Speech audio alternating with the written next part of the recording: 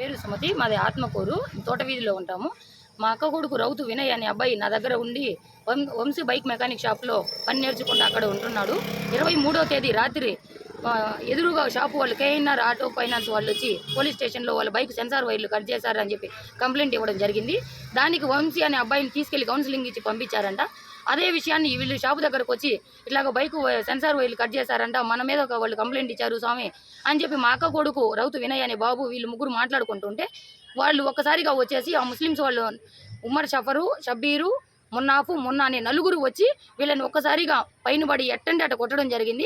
వాళ్ళతో పాటు కానిస్టేబుల్స్ కూడా వచ్చి ఆ గొడవ కారణం ఏమని తెలుసుకోకుండా అడ్డం కూడా తీయకుండా మా వాళ్ళనే కొట్టడం జరిగింది.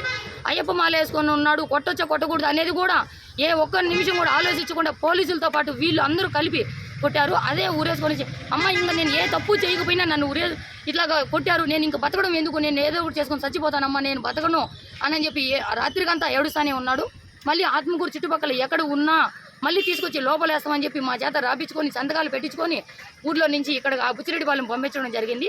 వచ్చినాక ఆ రోజు రాత్రికి కానీ మార్నింగ్ కానీ అంతా ఏడుస్తా నేను ఏ తప్పు చేయకపోయినా ఇక వాళ్ళు కొట్టారు, ముస్లిమ్స్ వాళ్ళు అందరూ వచ్చి మమ్మల్నే కొట్టారు, పోలీసు వాళ్ళు మమ్మల్నే కొట్టారు, ఏం తెలుసుకోకుండా నేను అన్నే కొట్టారమ్మా అని చెప్పి నేను ఇంక బతకడం వేస్ట్ అని చెప్పి ఏడ్చి రాత్రి 26వ తేదీ పొద్దున 9:30 ప్రాంతంలో ఇంట్లోనే ఊరేసుకొని చచ్చిపోవడం జరిగింది. ఆత్మకూరు పోలీస్ స్టేషన్లో కంప్లైంట్ ఇచ్చాము. 4 రోజుల నుంచి అక్కడ తిరిగితే అమ్మ ఇక్కడ కంప్లైంట్ ఇస్తే కాదు, మీరు బుచ్చికి వెళ్ళి కంప్లైంట్ ఇవ్వండి, బుచ్చిలో అబ్బాయి చనిపోయాడని చెప్పారు.